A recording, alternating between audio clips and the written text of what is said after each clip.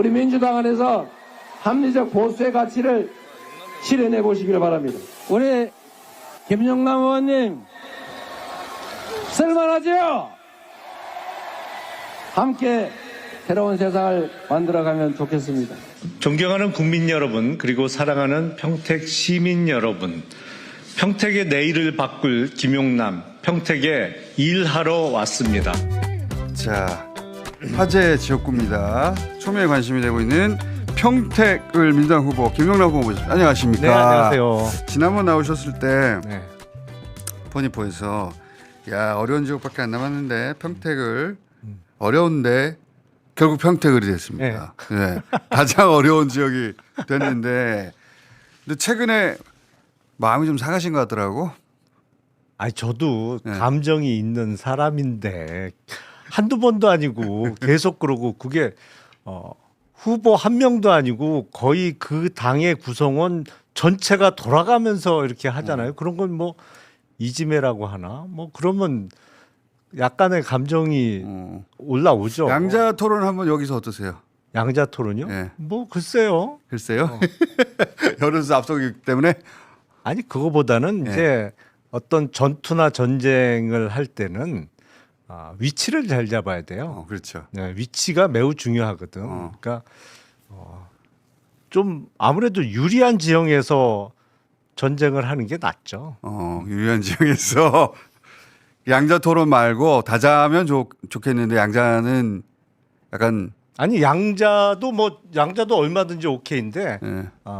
일부러 불리한 지형에서 전투를 할 이유는 없죠. 오케이. 네. 그러면 양자 토론 저희가 추진 한번 해볼 테니까 예, 상황 봐가지고 네. 이거 나가는 게 괜찮겠다 아니면 아니다 싶으면 그때 얘기 한번 해보죠. 왜냐면은 아마 여론조사 결과가 앞으로 계속 나올 텐데 예. 굳이 양자 토론을 할 필요가 있을까라는 상황이 만들어지길 지금 원래 이제 바라고 여론조사에 충분히 앞서가면은 네. 토론을 안 해도 되죠. 네, 예. 네. 그런 상황을 빨리 만들어야 돼요. 네. 안 그럴 수도 있지 않습니까? 막 박빙으로 갈 수도 있잖아요. 뭐 그때 상황 봐서 그때 그럼, 가서. 네, 자. 결정해야죠. 조국 후보가 마침 지난주에 먼저 내려갔기 때문에 그 세 가지를 사과해야 된다고 주장했거든요. 네. 세 가지. 뭐죠? 그거 영상으로 했으면 잠깐 봅시다. 박근혜 정부 시절에 한일 위안부 합의를 옹호하셨거든요. 두 번째는 세월호 특조위 활동이 세금 낭비라고 하셨거든요. 세 번째는 이태원 참사의 원인을 그 전날에 있었던 광화문 집회 용산으로의 행진이라고 하셨거든요.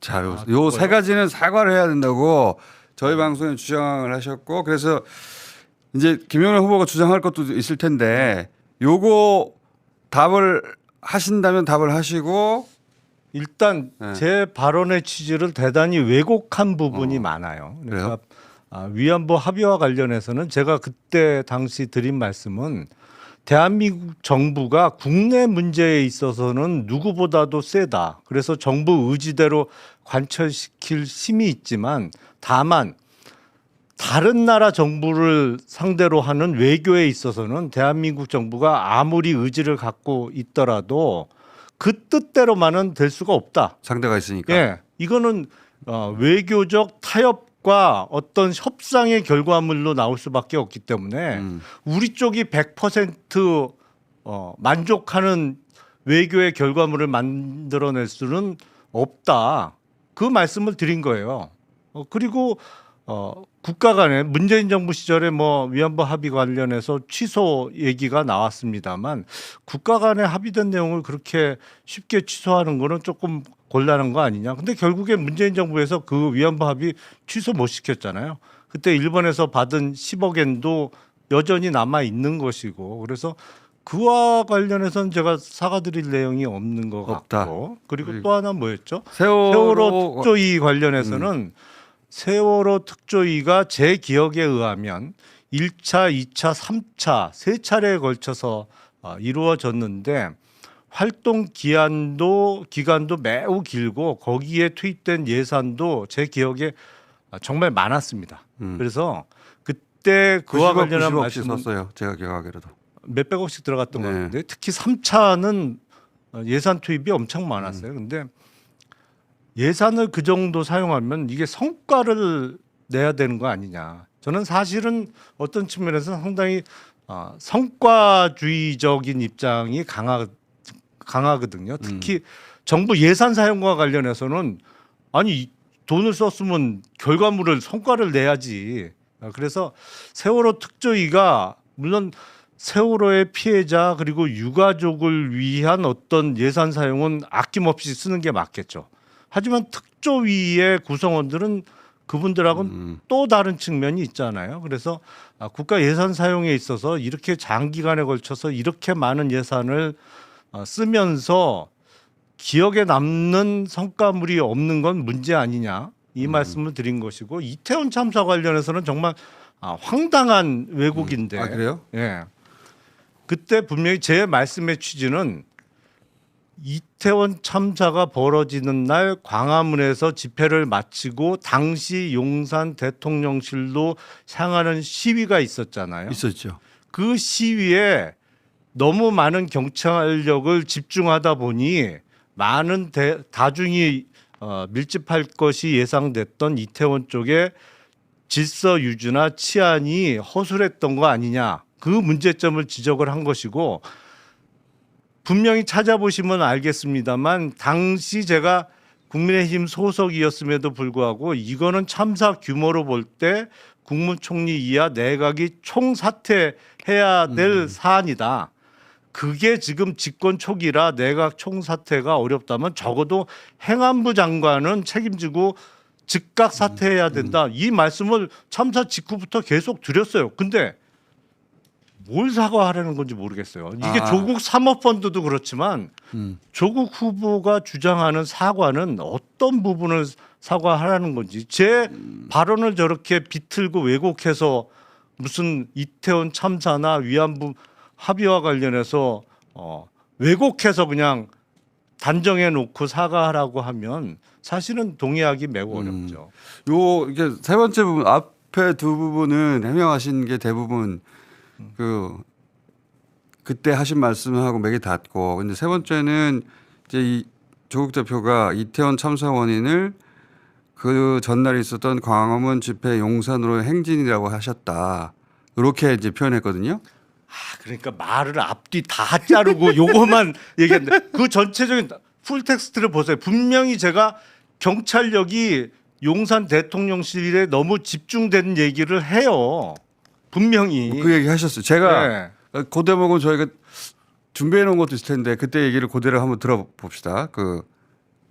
이건 라디오에서 하셨던 건데. 예.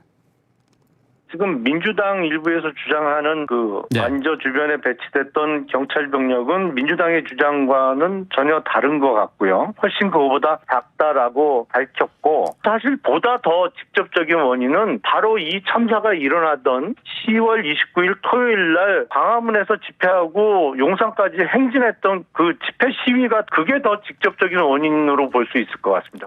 이렇게 얘기는 하셨단 말이지. 저 앞뒤 얘기를 다 들어야 돼요. 앞뒤 얘기를.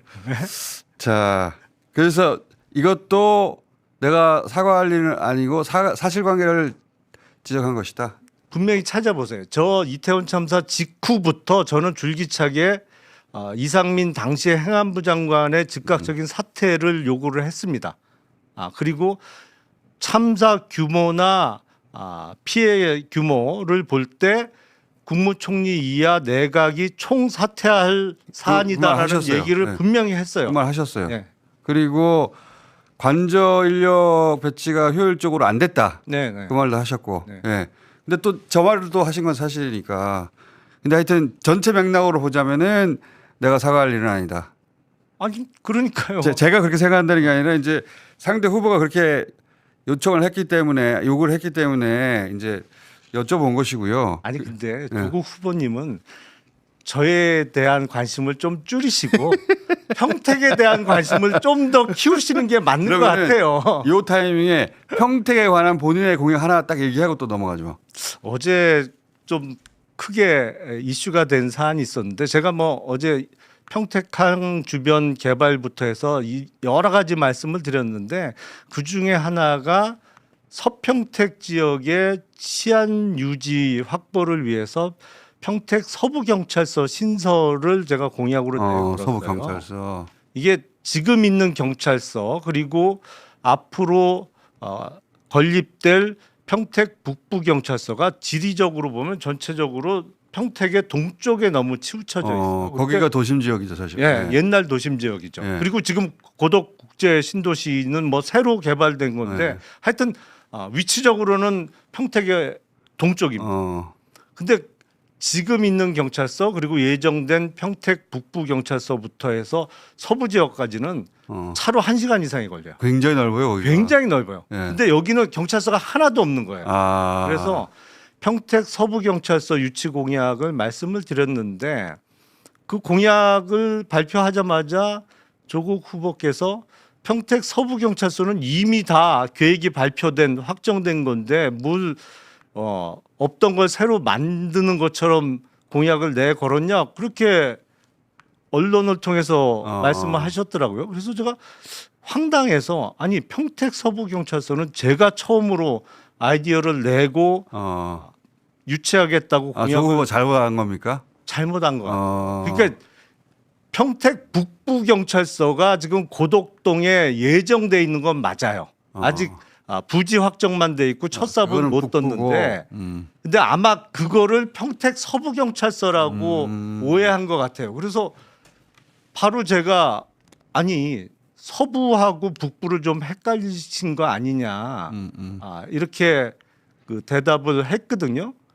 근데 제가 그 대답을 한 지가 지금 꽤 오래 시간이 지났는데 아직 묵묵부답입니다. 조국 후보를 비롯해서 그 캠프 측 입장이 나온 게 없어요. 그래서 그 저에 대한 관심은 좀 줄이시고 평택의 지리, 평택의 KTX 정차하는 역이 있는지 없는지 어디가 평택 북부고 어디가 평택 서부인지 그리고 평택 군인지 신인지 이거부터 좀 공부를 먼저 하시는 게 좋을 것 같아요. 현장 가보시면 어떻습니까? 분위기는. 현장 분위기는 좋습니다. 왜냐하면 지금 이재명 대통령의 지지율이 워낙 높고 그리고 정당 지지율에 있어서 민주당의 지지율이 타 정당을 압도하잖아요. 그러니까 그렇죠. 아무래도 민주당 후보로서 선거운동을 이렇게 다니면 응원하시고 또 먼저 이렇게 찾아와서 사진 찍자고 하시고 뭐 어떤 분은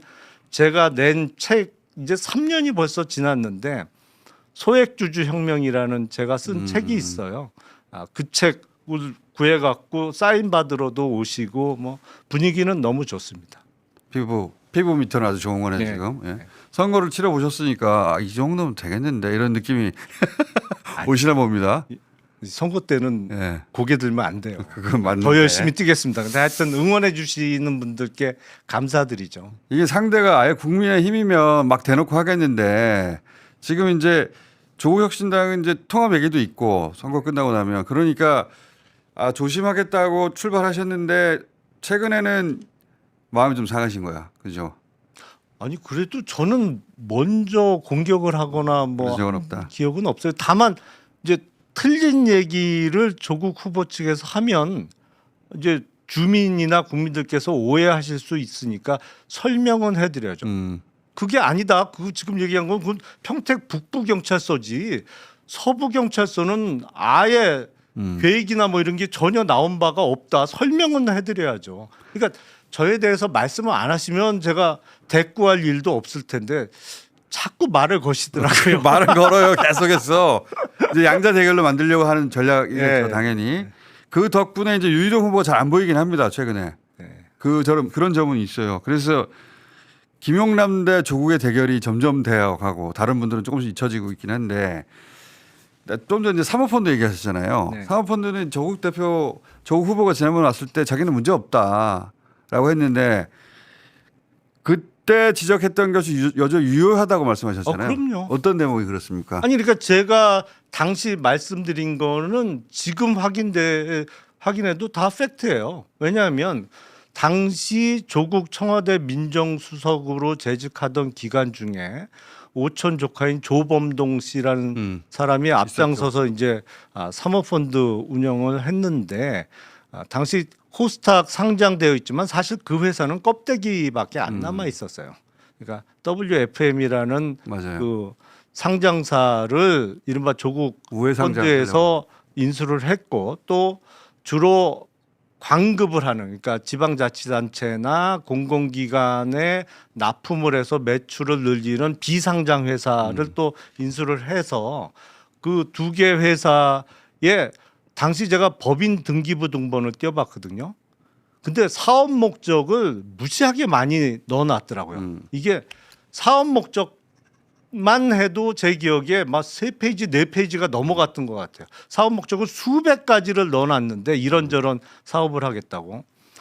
첫 줄의 첫 자부터 마지막 장의 마지막 글자까지 다 똑같아요. 비상장 회사의 사업 목적과 상장 회사의 사업 목적이 다 똑같아요. 그 얘기는 뭐냐면 두 회사 합병한다는 얘기거든요.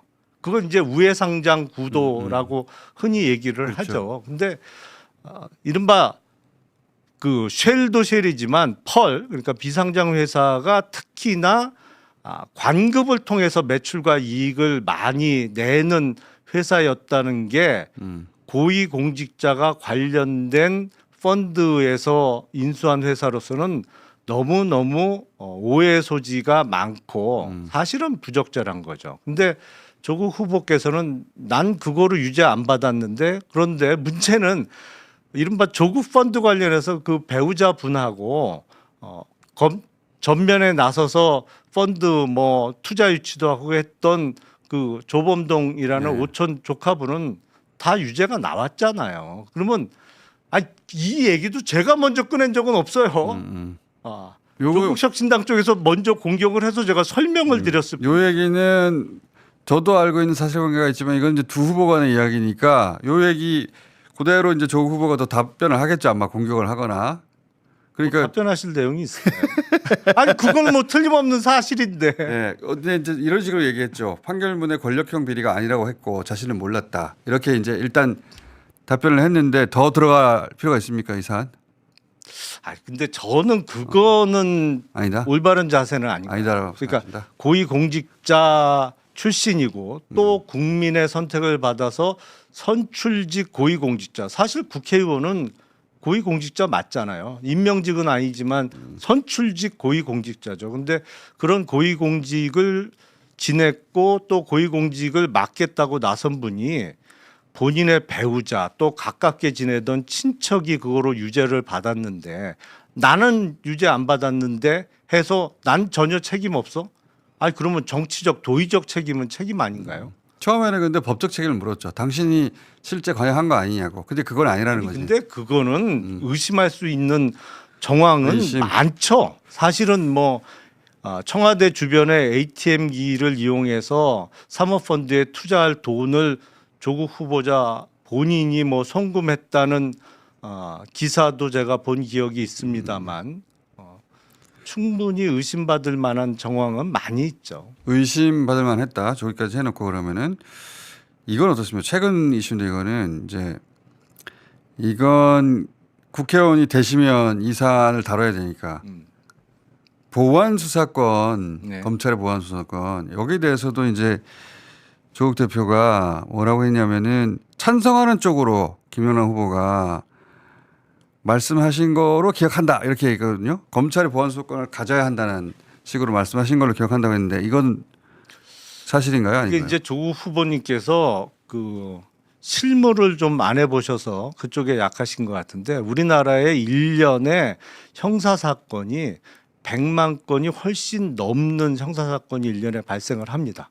그러면 적어도 쌍방 1인씩만 있다고 해도 형사사건 관계자가 200만 명인 거잖아요. 근데 다수가 관련된 사건까지 따지면 사실은 매년 수백만 명의 이해관계자가 생기는 거예요. 형사 근데 사건만 하더라도 지금 당시 조국 청와대 민정수석 시절에 설계된 이른바 사법제도 개혁의 결과물, 그걸 개혁이라고 부르는 건 저는 적절치 않다고 보는데 사건 적체가 정말 심해요.